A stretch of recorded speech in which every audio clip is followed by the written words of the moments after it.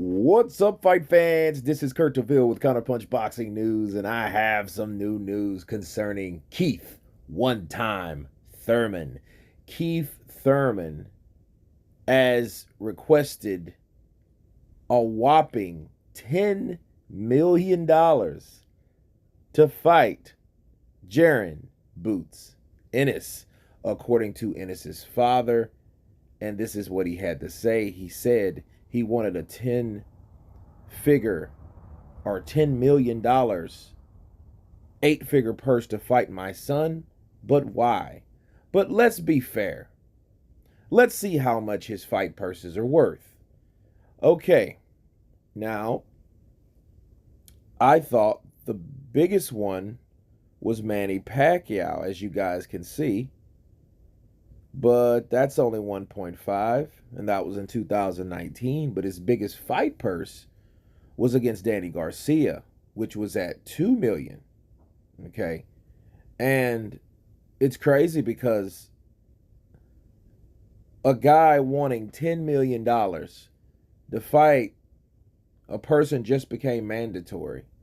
It just shows you how dangerous Jared Ennis is, or how much emphasis that he puts on losing. See, if you want that type of money, that's more like a cash out fight, you know. But why would he even want that type of money when he's never made anything near that? In fact, he's never made a quarter of that. Okay.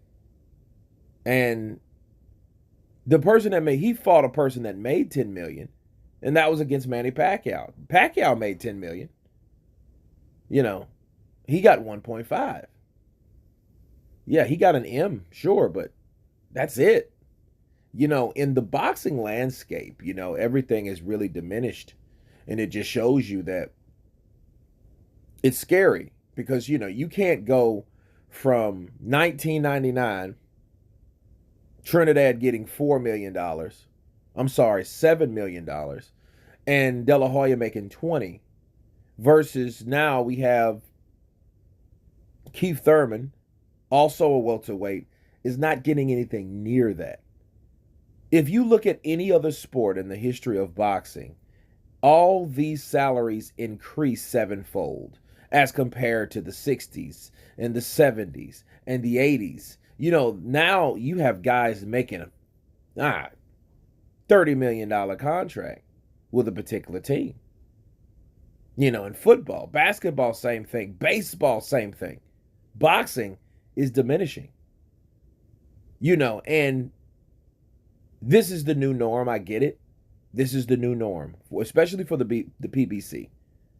You know, their guarantees are very low, and their expectancy of pay-per-views is very high because that's the only other option.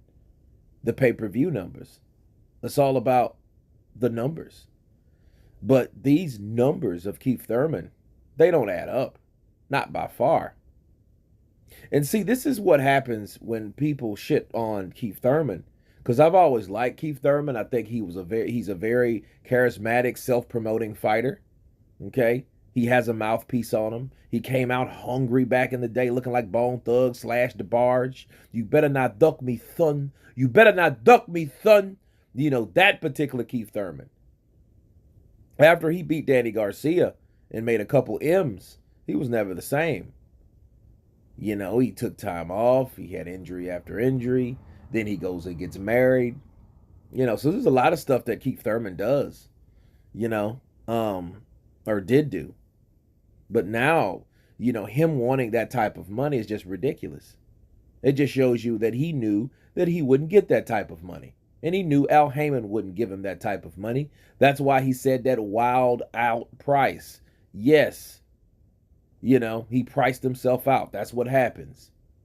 But this is just an educated duck, if you ask me, because Keith Thurman knows better than $10 million. It's just a blatant insult to anybody that's trying to legitimately make a fight, and that's including Al Heyman.